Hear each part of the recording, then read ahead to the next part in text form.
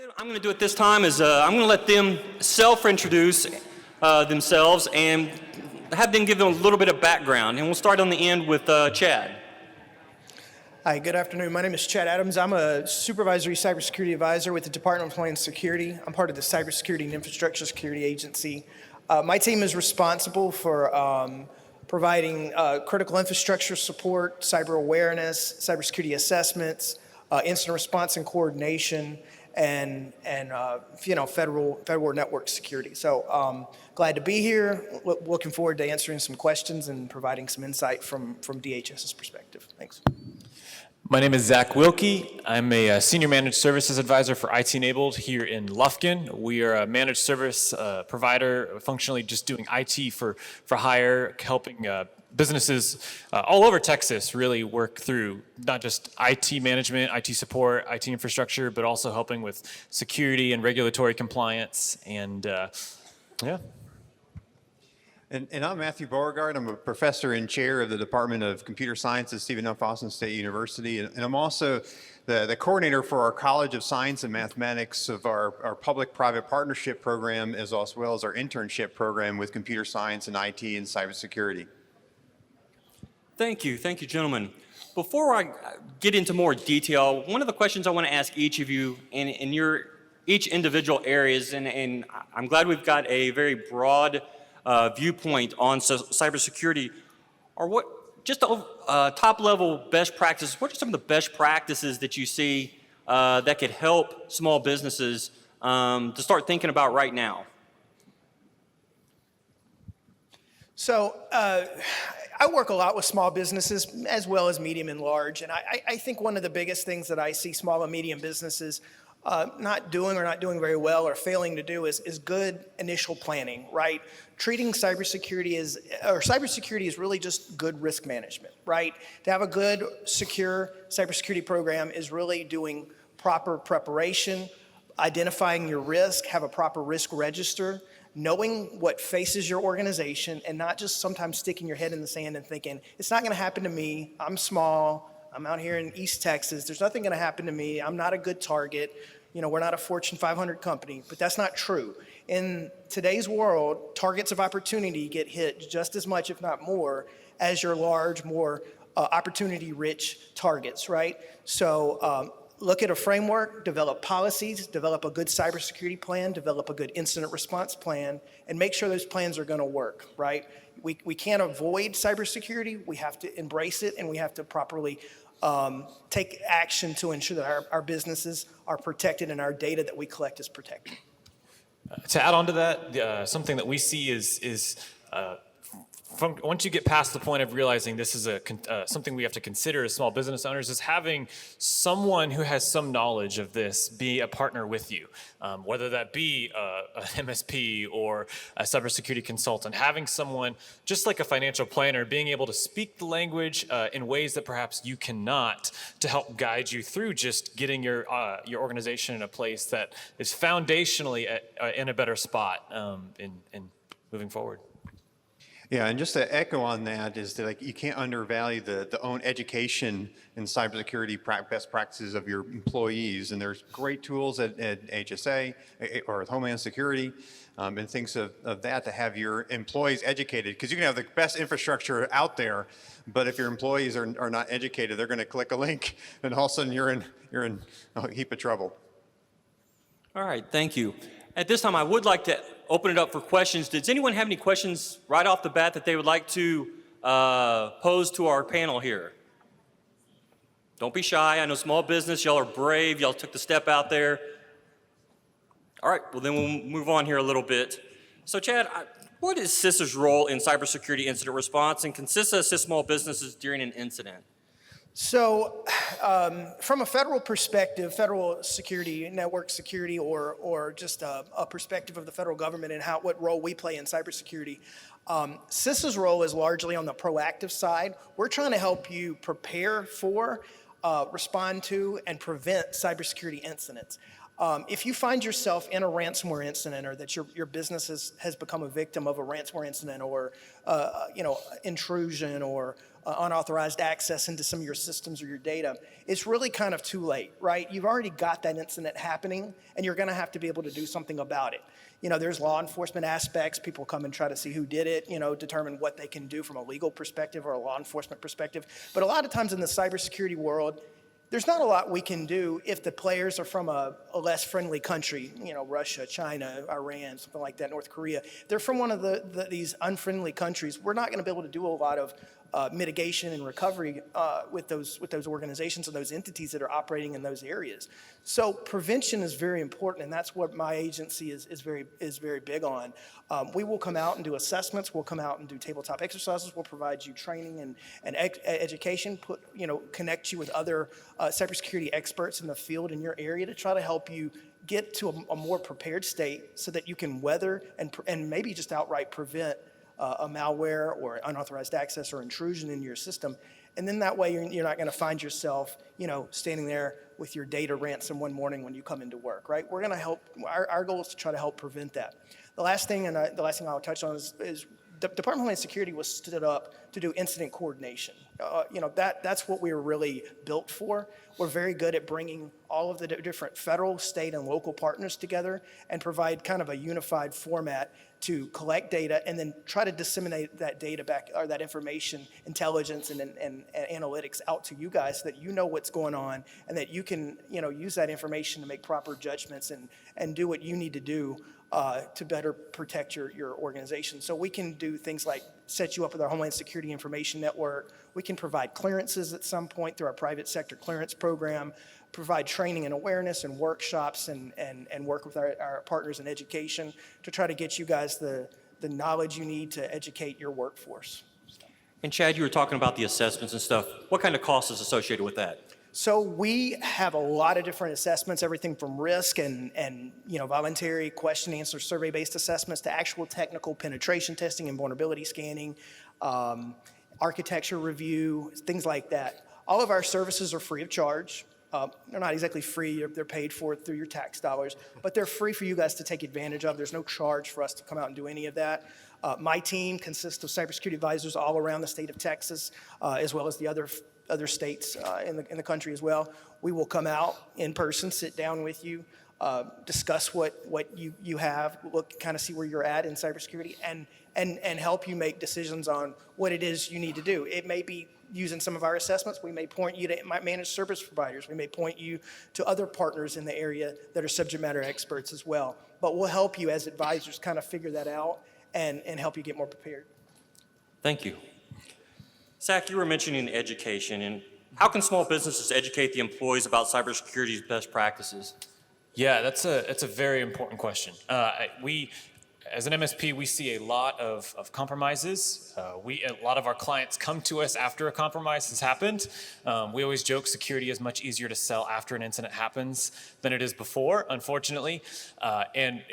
Recent studies found that 85% of compromises actually can be traced back to some sort of human error, right? So we do a good job generally with infrastructure, but a lot of time we don't do a great job with educating our employees. And this is stuff to consider not just for you as a business owner, but your receptionist. Everybody is involved in this. So we have to educate those people. Just like you might educate them how to handle HIPAA information, we have to educate these people. And so that can be done in multiple ways. It can be done through working with organizations like CISA, through their education programs. There are tools that will help work with, things like KnowBe4 that provide regular training, regular testing, these things that definitely will feel unnecessary until an incident takes place, and then you realize how necessary it was. We see links clicked all the time. About once a year, I get a call that someone went and bought $2,000 in gift cards without permission. It happens all the time, and the greatest way to prevent that is simply educating. There's so many resources. We can provide tons of free content out there on the internet that just gets you just the baseline education. In the same way that you were raised to learn to lock your door when you leave the house, there is education to using the internet. And it's not as safe as we perhaps make it out to be. And so there's plenty of resources that we help provide. You know, Matthew, I guess this question's next for you. Are there educational or professional opportunities that local businesses can direct their employees at our universities and our community colleges here in Deep East Texas? Yeah, there is, and obviously we've already highlighted one with the Homeland Security, but you also have local companies such as Prevalis, you have IT Enabled, and Nackspace, which are 3 local companies that provide IT solutions, and we'll come down to your entity and do what's called a security audit, and we'll be able to identify any particular vulnerabilities that you may have and give suggestions for type of training that your employees could embark in to help secure your operation, and also give an assessment or efficacy of that training as a result. So those are 3 excellent local opportunities that you have. Within SFA, we also have a graduate program in cybersecurity, and the students in that program have a vocational opportunity to go to a local company and do exactly that. To provide additional training in security, as well as doing audits and pen testing and things of that nature. Which are, of course, in that case, it's free of charge. All right. So for small businesses, where do you see the biggest threats? Is it an email? Is it a point of sale systems? Where are the biggest threats? And each one of you can, answer if you have. But what are the biggest threats to our small businesses? Where are they coming from? I can start. Definitely, the most prevalent is just phishing, spam. If all of you opened your mail app right now, you probably have one of those 2 at the top, right? Phishing and spam. There are tons of more creative vulnerabilities and very technical vulnerabilities that, we watch the CISA vulnerability report, stuff like that they get into. But just from a small business perspective, they are huge targets for just simple social engineering, where someone tries to call you as a QuickBooks support specialist because your backup file isn't working in QuickBooks and they remote into your computer. We see that all the time. I was telling these individuals just earlier that if you search QuickBooks support on Google, those sponsored links are very commonly not legitimate QuickBooks support. And so just those social engineering where it's convincing you of something that isn't actually legitimate is probably the biggest attack surface, because technically it's very hard to break into something. It's not very hard to break into a human, and that's definitely the big thing we see, at least in East Texas. So, you might think I'm going to say it's some vulnerabilities, non-exploited vulnerabilities, because we manage that. And for some large organizations, that's absolutely true. It's poorly configured servers that don't have a good patch management system. They're not being updated appropriately. So there's very technical answers or technical reasons that those are being. But for small and medium businesses, it's absolutely your people, right? They're clicking on things they don't need to click on. They're checking their personal email at work. They're checking their Gmail and their Yahoo Mail. We were talking about this earlier. Those email services are not scanned. They allow malware links to come in. They may give you a little warning, but people can still click on them. They can still introduce malware into your systems. I go out pretty regularly with the FBI, and we do entity notifications and victim notifications to let people know, hey, we see traffic that you may have malware or ransomware, or you're going to have ransomware deployed on your systems. And almost always, if they're a small or medium business, there's a human element to what happened, right? It was either they didn't have good patch management, vulnerability management, and they have a system they are running very old operating systems or old software that has a known vulnerability that we have published that they should know about, or they have a user that did something they shouldn't have done, clicked on a link, they were fooled, social engineering, social media, they were using Facebook, they were using Instagram or TikTok, and they got into some type of bad link through some of that and check their email, things like that. It's the social human element. It's very hard to account for, right? You can only put so many controls in your environment to be able to control that.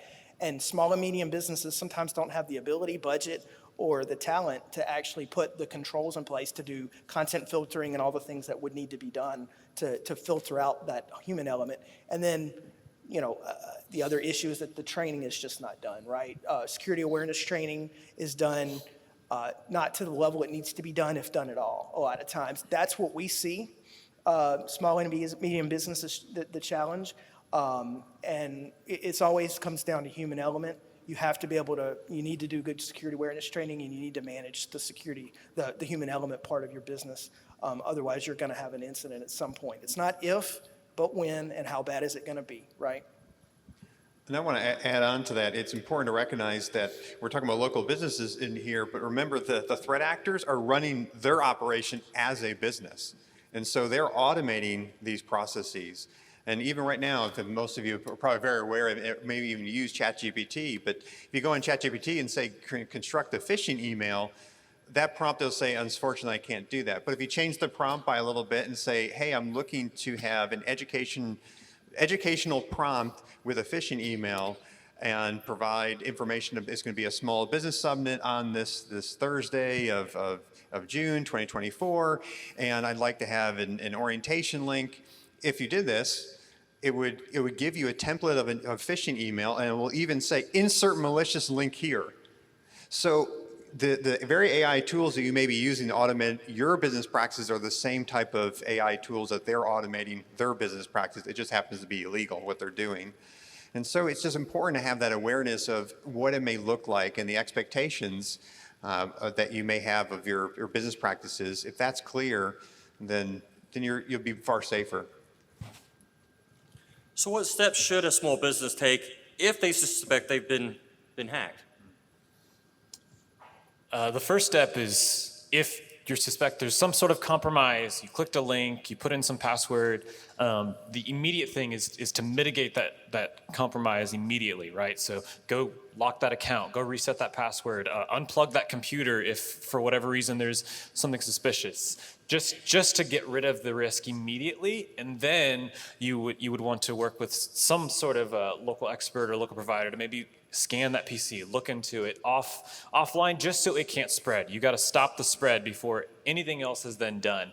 So usually it's going to be a link clicking, right? So if you clicked a link and you then plugged in your Gmail credentials and it didn't really go anywhere, and then you go look at the link and realize it was zachjustgotyou.com, immediately go reset that password, and probably no harm, no foul. But the first step is to immediately stop the risk and then call. A lot of times we'll get clients call us, say, hey, a few days ago, and the moment I hear that, I'm like, no, a few days ago this happened.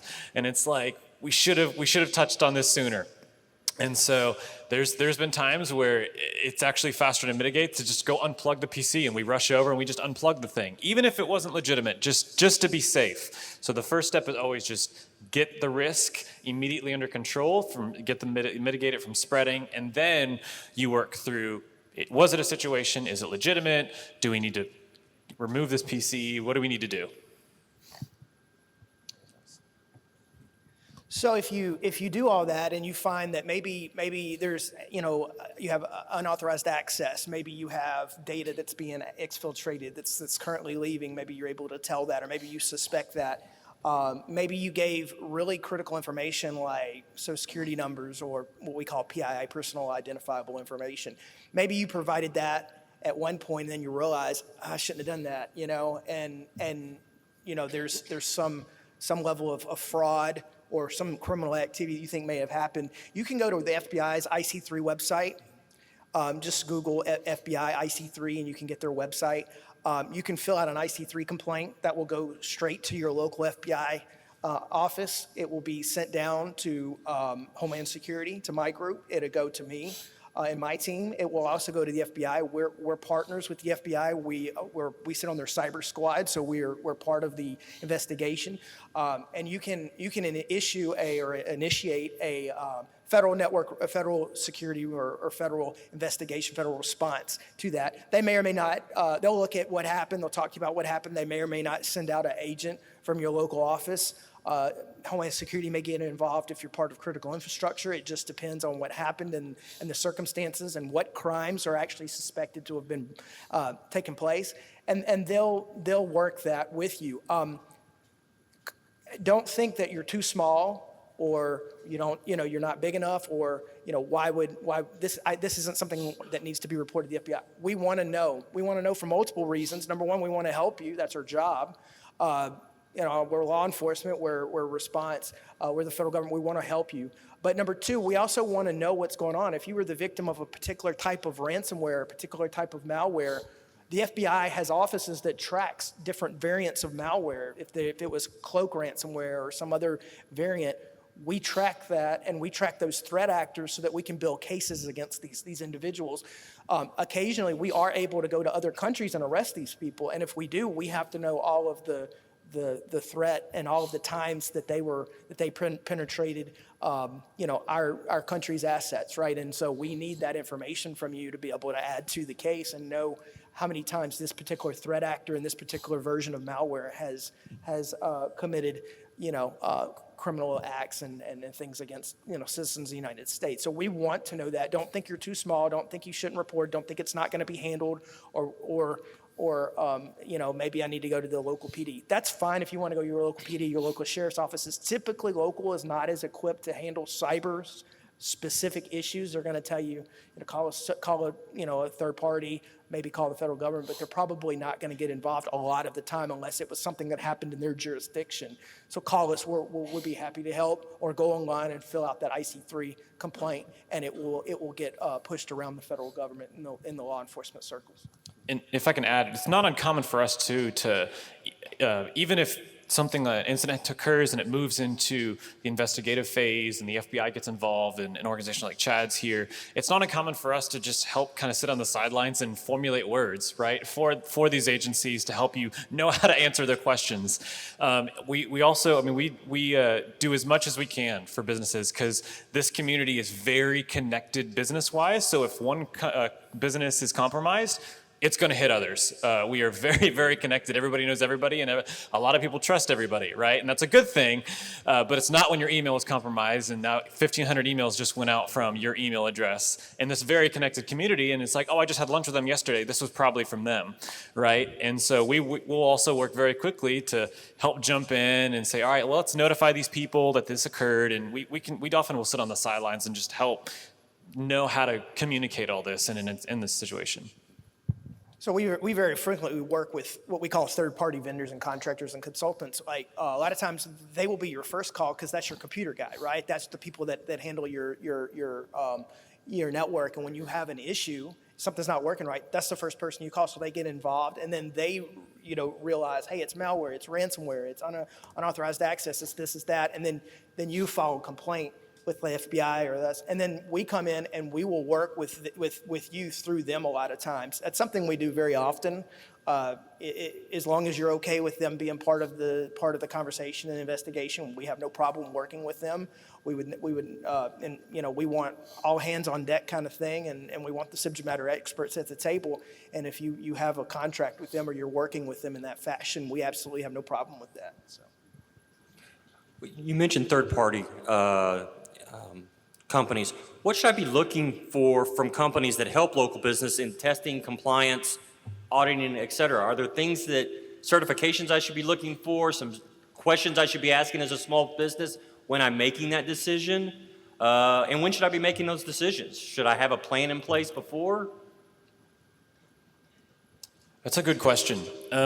So when you're working with some sort of third-party vendor to help with checking the boxes, compliance, regulatory, checks and balances. The first thing is, do they have experience in whatever your regulatory standard is you're working toward, right? So maybe it's, for law enforcement, it might be CISA. Is it, are you working through HIPAA? We do a lot of HIPAA in this community because of just our vast medical business population. Do they have experience, right? In our instance, if you work with us, we have HIPAA certifications, right? We have proof that we know what we're talking about in that realm. And if you come to us with a certificate or with a compliance need that you need and we don't know it, we're going to say, hey, we've never worked with that. Let's get somebody else involved here. We have no problem with that because, well, one, we don't want to fake it because you'll know real fast. But two, we want to make sure there's experts. And so just making sure that they have experience in that realm. Usually it would be around some sort of certification, and a vendor should be pretty open and forward with you saying, hey, we have this certification in HIPAA, in SOC 2, in whatever framework or whatever compliance they're working with. I think, again, from our perspective, we're about proactive cybersecurity. I think it's important to create your cybersecurity plan or your incident response plan. Know who your vendors are, know who your third parties are, have identified with them beforehand. What you don't want to do is come to work on a Monday morning and realize you have ransomware, your files are all encrypted, and then you got to start, trying to get on your phone and find somebody to call to help you, right? You already want to know who's in your back pocket, who's going to help you. You want to have already vetted them, know their what you need, have probably met with them, you know they're going to be able to help you, you trust them, you have a trust relationship built with them so that you have somebody to go to. In the event that you don't maintain your own cybersecurity or network security staff, absolutely you want to make sure you have those people. You want to know them, you want to know what their abilities are, you want to know what they're going to be able to do and what they're going to not be able to do, and you want to know when you're going to engage them. Very, very often, your cybersecurity plan or your incident response plan will include literally call trees, phone numbers, the names of the people that you're going to contact at these companies that you're going to work with. Because in a time of stress, in a time of problem, you want to know, I got to call Zach, and I know his phone number, right? And then you can pick up the phone and call Zach right up and tell him, hey, we came into work on Monday morning. I think we have ransomware. Can you come out? And Zach will know who you are. He'll know your services. He'll know what you do, and he'll be able to come out and help you in the most effective way. And then, in the event that you need additional services from the federal government, you'll be able to coordinate that so much easier and so much faster, because you don't want to be trying to figure out what you need to do when you come in on that Monday morning and it's that bad day, right? You already want to have it all planned out, written out, and documented, and everybody in your organization knows what's going to happen. And when it comes to regulatory consulting or compliance, as you've asked about, making sure you at least have a relationship with that vendor before there's a lot of information given during those kind of audits, and you got to definitely make sure you have a relationship with your vendor before you start giving that information away. Have you worked with them before?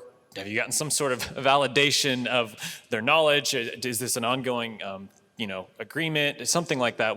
If you just go online and start searching for HIPAA compliance help, you're probably going to get some unsafe places to start sending your tax ID, right? So you definitely want to know who you're going to be feeding information to and having a relationship with them.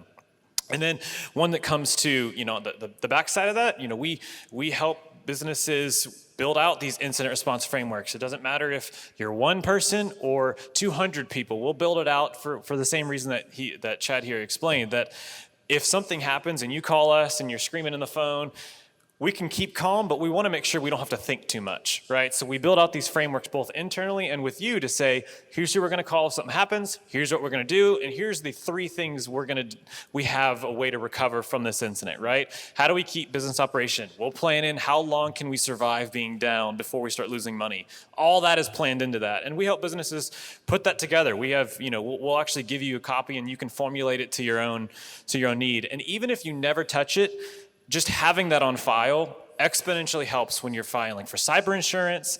It helps when you are going through questionnaires with different cyber vendors, anything like that. It just helps just to have that in the back of your Google Drive, just because you're actually putting yourself a step ahead of, unfortunately, hundreds of thousands of businesses that don't have that. Yeah, I was going to mention the same thing, that the third-party contractors, when they're developing these incident response plans, will help you and develop those. But even if you have one in place, they will also do an audit and see to what extent is there issues with that particular procedural and protocol that you've put in place, because it needs to be regularly updated on a somewhat regular basis. But that's a service that they can do regularly for you. And so again, IT Enabled and Prevalis and Nackspace, these are 3 local companies that do this service, but you don't have to do it alone. And having that established before an incident occurs is far better than having it after. And ideally, it's developed while you're developing your business. And something that we do work hard at, and we're pretty stringent about internally, is actually taking action on all the planning. So it's one thing to plan, but if you make that plan and never touch it again, it may not go out or it may not follow that plan as we expect in an incident. Case in point, it was not too long ago, I worked with an organization that had an incident. They had backups, but they never once tested their backups, and it took 7 days to recover. And the backups worked, but we hadn't tested that, so we had no expectation of business continuity. And so we got to work with them to say, all right, we're going to test these monthly, and we're going to document how long it took every single time to make sure we know if something happens, we need to plan for 7 days of no activity whatsoever. And so we'll work with businesses to, for lack of a better term, be a little annoying, right? And say, we need to practice this so that we know how much time we expect to be down. And then if we see something, hey, it's going to take 2 days to recover, we'll say, all right, here's a cost-effective way to make this faster. And when we work with businesses, we never want recovery to take more than an hour. We always plan for 1 hour recovery of any incident. Will that happen? Hopefully, but we test and work toward that. And so that's definitely what we work with businesses to kind of help touch. And all those things, again, when you start working through cyber insurance, that starts to lower the premium, and we see that. Okay. I'm interested, with all the small business owners, how many, show your hands, how many actually oversee your IT,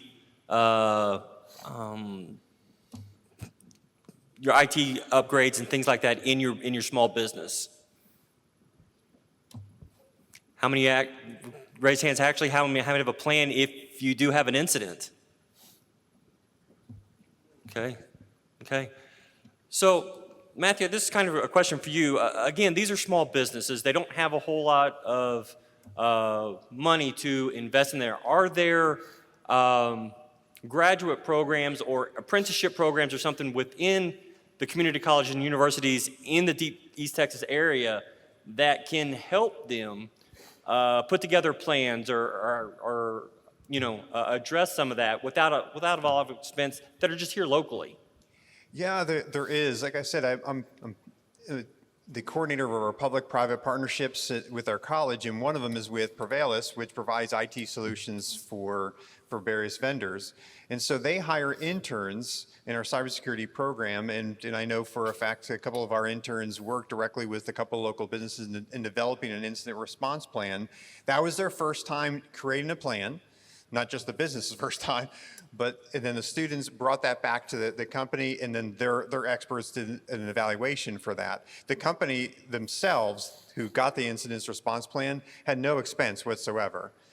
So this is a partnership that we provided with a company to help you all in developing an incident response plan. We also had another group of students work with another local company on doing an audit of the response plan, which led to an update.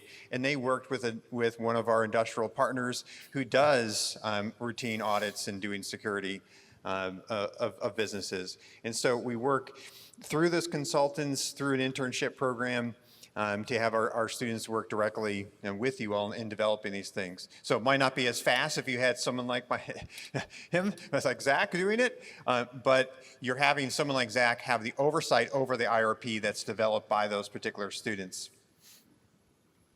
Thank you. Well, I'm going to kind of turn this back over and again to the small business owners. Do y'all have questions for these gentlemen? Right here in the middle.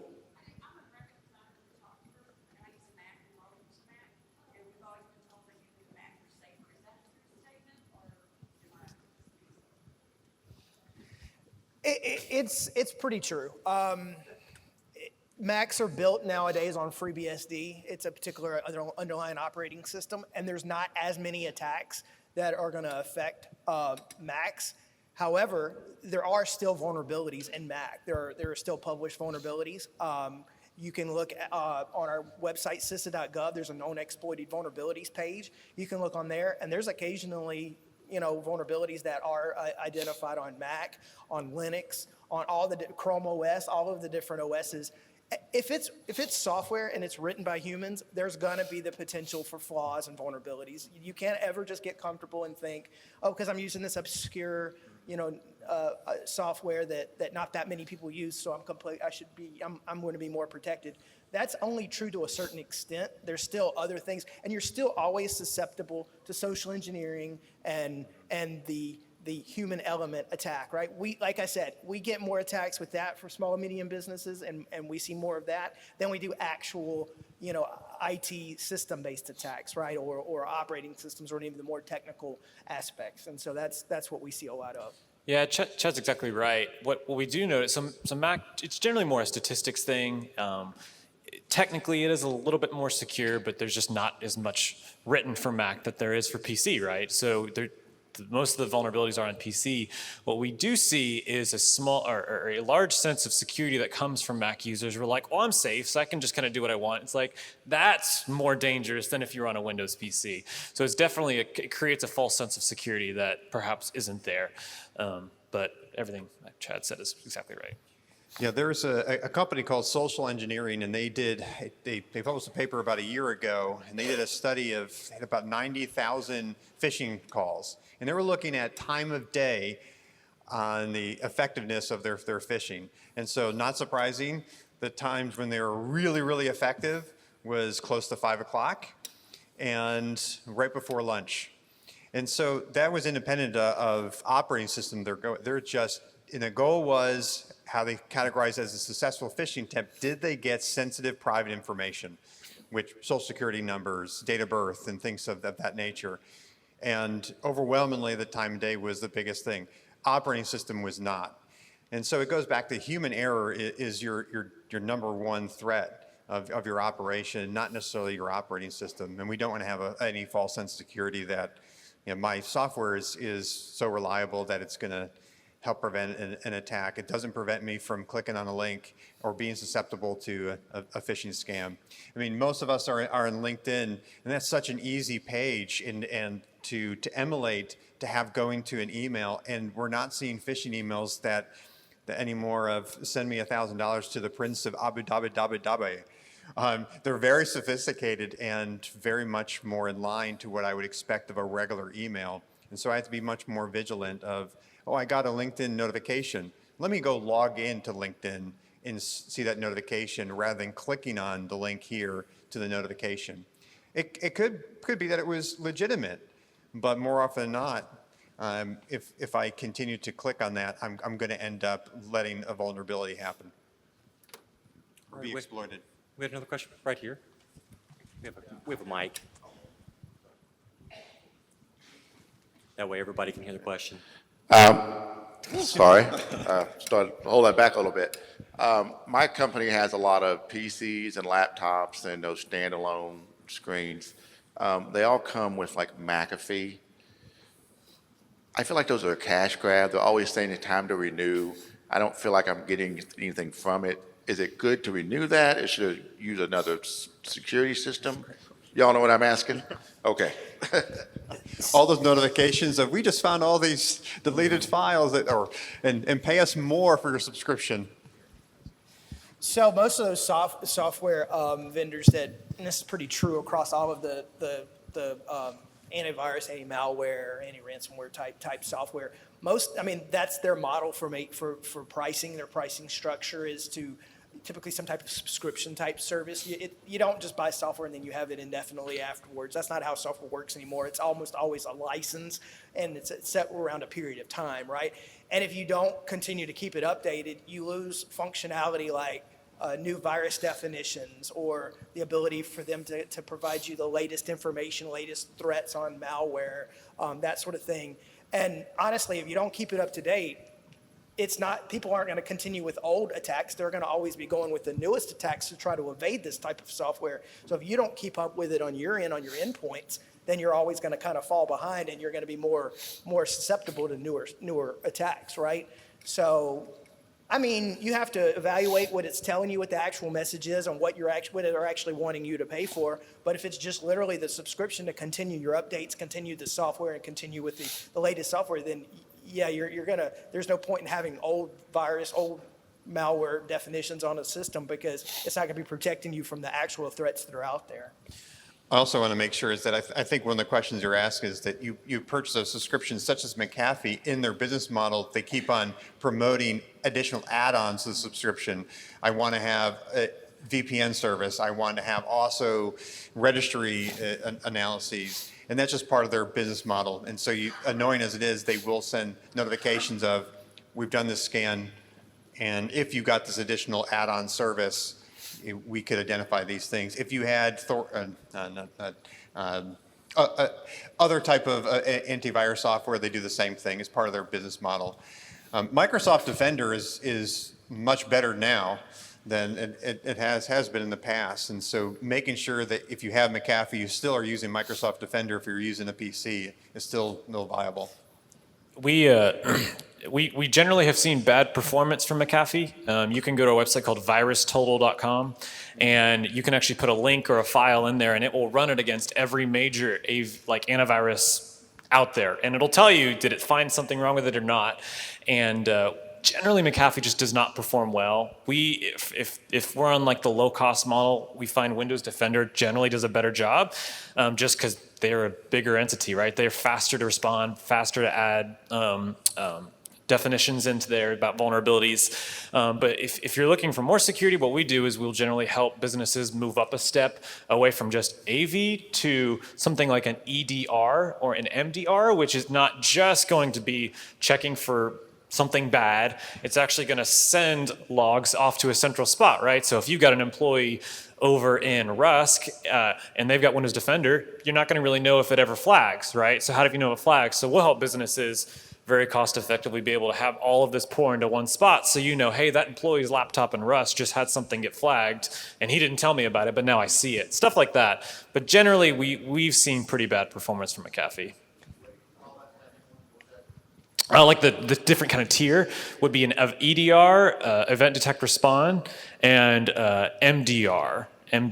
So yeah. I think the takeaway is if you don't really, I mean, all of these services could be used. You could use a VPN. You could use these services for something. They could be beneficial to you if you need them. A lot of times it's hard for us to answer that question for you because we don't know your business. We don't know what you're doing. We really don't know, do you need a VPN? I think that's why the answer really is don't forget about your third-party vendors and contractors in your local area. Get you a computer guy. I know we hate being called that, but get you a computer guy. Get somebody who knows cybersecurity. Let them see what you're doing, and let them help you determine, is McAfee right for you, or should you go with an EDR? And then they can help you get what you need, right? Make sure you choose the right computer guy, though. Make sure you get the person that you know is going to do a good job and that sort of thing. But that's why they're in business. That's why they know what they know, and they're the ones that can help you with that, right? I mean, if you didn't know how to build a house, you're not going to, when you get ready to buy a house, you're not going to go try to build your house yourself, right? You don't know how to do that, right? You're going to hire somebody or a company that knows how to do that. Same thing in cybersecurity. Don't try to do it all yourself. If you don't know, lean on your third parties and your vendors and your contractors to help you.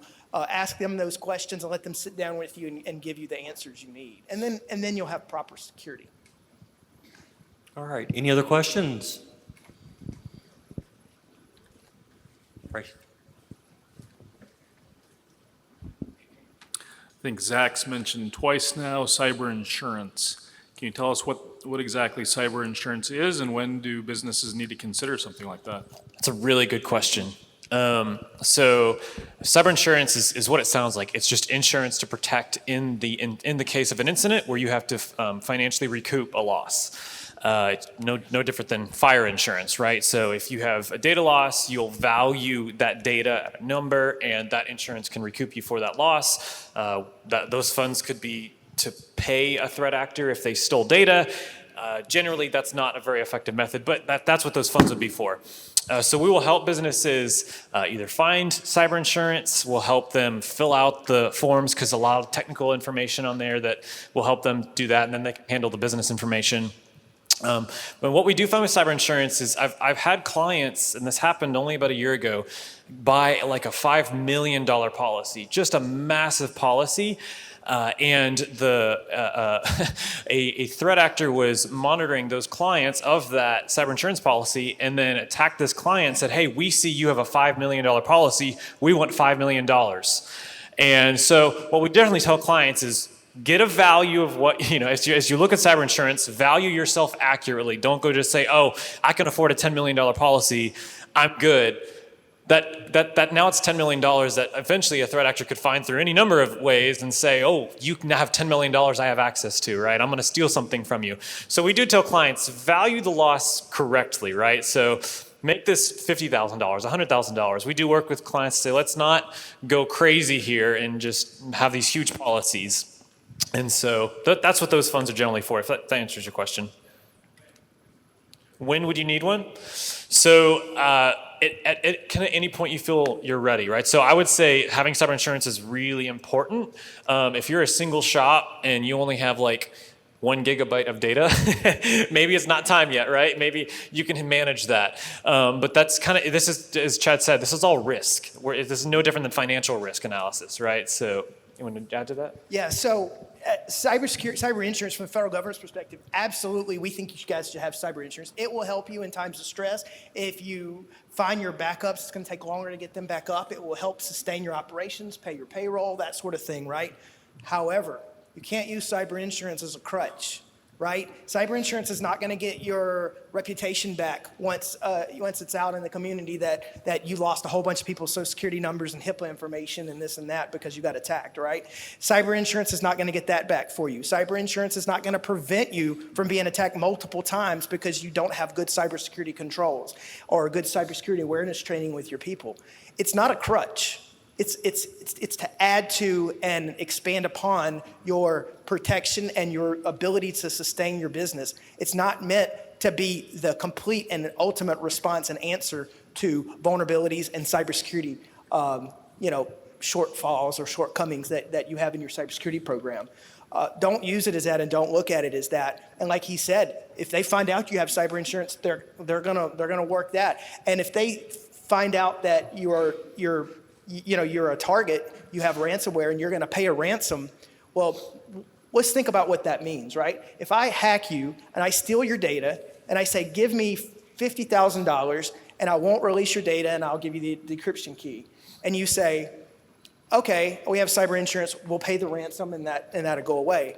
Great, but there's something called a double extortion tactic that's going around now. So what they do is they give you the key. They only charge you a little amount, maybe $50,000, and they give you your data back. But then they say, now pay us $1 million or we're going to release the data that we stole, because they almost always steal your data before they deploy ransomware on you, right? So they have your data. They have all that information that could be very detrimental to your customers and your customer base.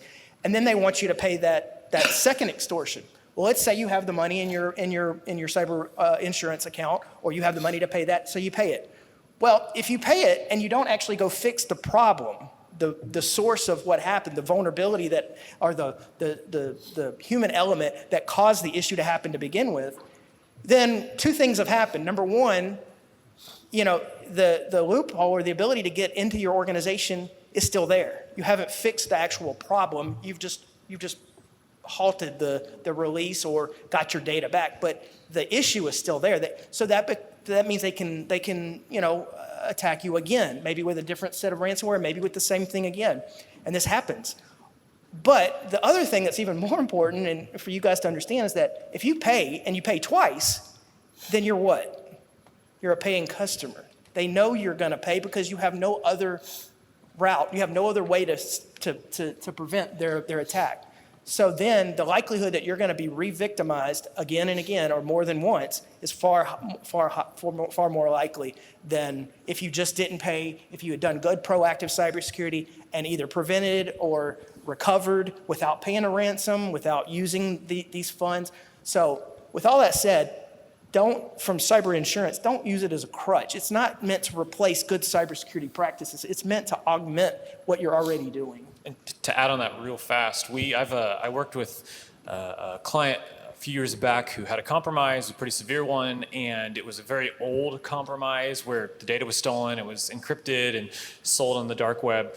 We actually were able to help get that client connected with a forensics company who will actually pose as a buyer, and they were able to use their cyber insurance policy to buy their data back. And so a weird thing, right? But they were able to say, hey, I got my data back, and you have to then kind of take the data and clean it up and reset passwords, all that stuff. But they were able to also use the cyber insurance to work with a forensic company, say, we can actually use the cyber insurance funds to buy this data back. It's not the best method, but if you don't have any backup, that's where that would come into place.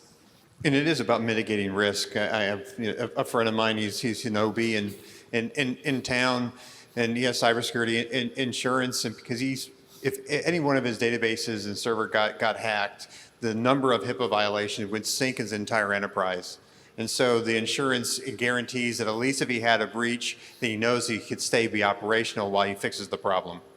But just like car insurance, it doesn't prevent a car accident, and just like you might have theft in your car, your insurance, it doesn't mean you don't go around leaving your doors unlocked. Any other questions? Right back here. Yeah, I got I guess a quick question on my side.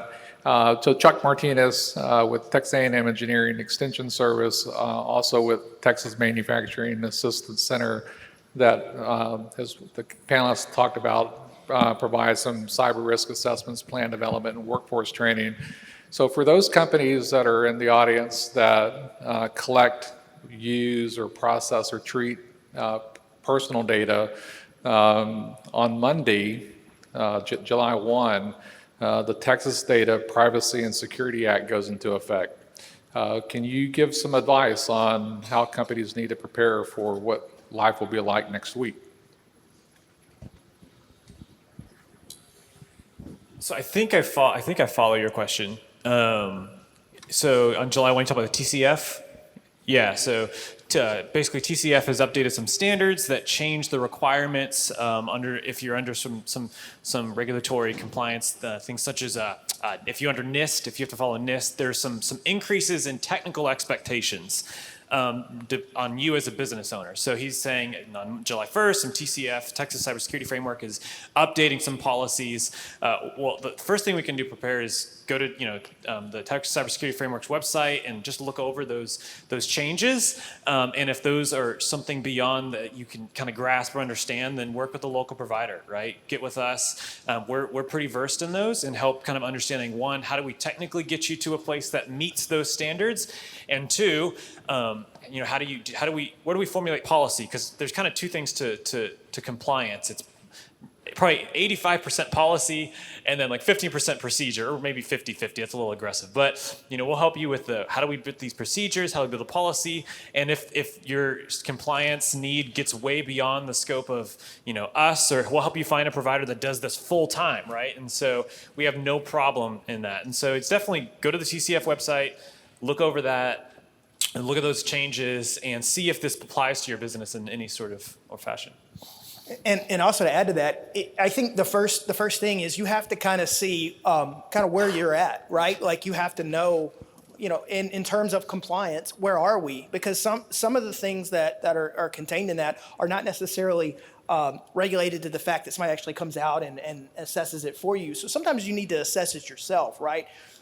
My agency, CISA, we will do assessments for you. Our assessments all mapped and back to NIST. So as well as ISO and ITIL and some of the other frameworks that are out there that all of these regulatory functions are looking at to kind of hold you guys accountable to. So we will come out and do different types of assessments, risk-based assessments, resiliency assessments, controls assessments, just basic cybersecurity performance goals. To see your basic cybersecurity awareness trainings, adherence, things like that.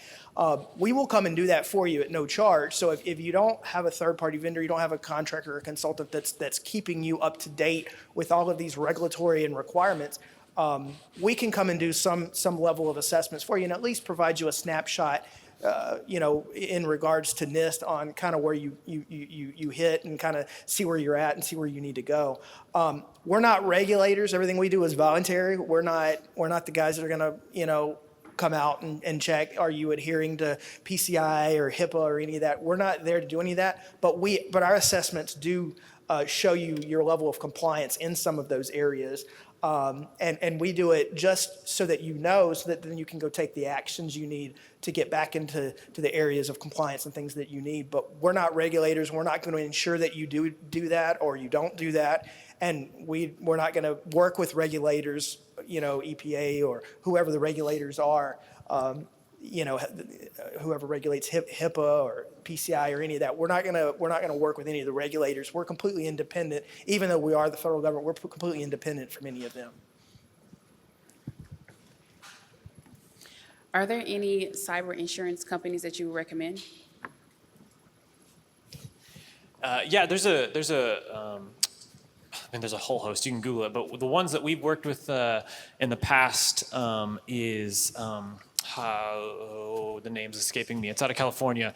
It's a strange name. It's like Hakusha. I'll have to look, and forgive me. There's some local providers. I believe we're starting to work a little bit with like Integra and others that might be looking into these policies. So and we'll actually, what we do is, because I love East Texas for this. We are a community, so if you're in a particular market, we'll actually say, hey, we also support so-and-so. We can get a conversation going between the two of you if you want to talk through this. We do that all the time because we see we're not just an MSP from a technical perspective. We want to help build you up as a business, right? So IT doesn't have to be an expense. And so it's very common for us to say, hey, you work in an accounting firm. We can get you connected with this accounting firm that we've worked with for years who just went through this. And so we've actually before sat down with them and another new client say, hey, what was your experience as the business owner in going through this, and who do you work for? As far as providers, it kind of depends on the industry. There's some industry-specific ones, but there's several I could give you. I just have to look at my notes. Most of your bigger insurance companies, if they offer any type of business continuity insurance or business type insurance, liability, or any of the risk type insurance, most of them have some area of cybersecurity insurance. It just depends on the level that they're going to actually insure you to. Some will only insure small amounts. Some only want large amounts. It just depends. And some are very niche to certain sectors, right? Some are healthcare focused, or some are, whatever. So financially focused, or whatever, financial systems focused. So really, I would say just go research. Call the larger organizations. You can use the internet and kind of find out some.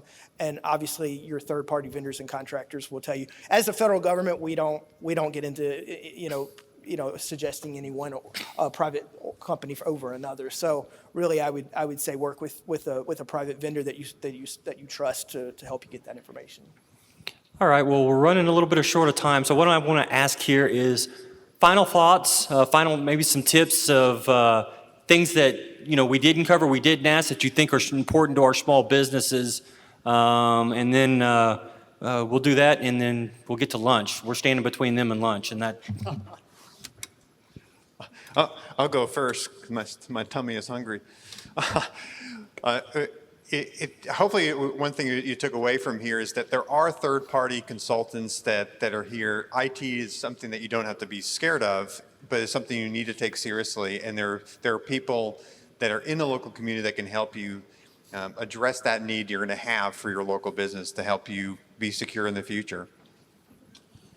If I was going to give just a really tangible example, just to get you, at point one on this progress to a perfect score, I would say just having some very simple controls in place. Probably the biggest just technical risk I see from small businesses is using that Yahoo.com account or that Gmail account for business transactions, for business communication, using your cell phone to send text messages just via SMS, which has no encryption whatsoever, to send a password to your QuickBooks file, to your accountant. Simple things like that. Just thinking through, how does my data leave my business? Just answering that question, it will get you already on the road to a secure business.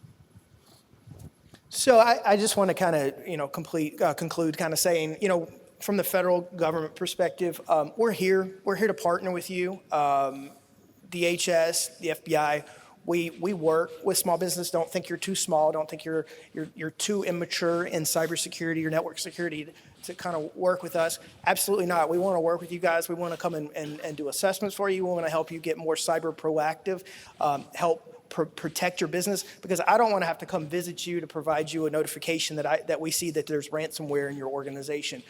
I want to help you guys prevent that. I would rather do that than have to come give you a bad news on a day that you weren't expecting it, right? We want to work with you. We want to partner with you. Check out our website, CISA.gov.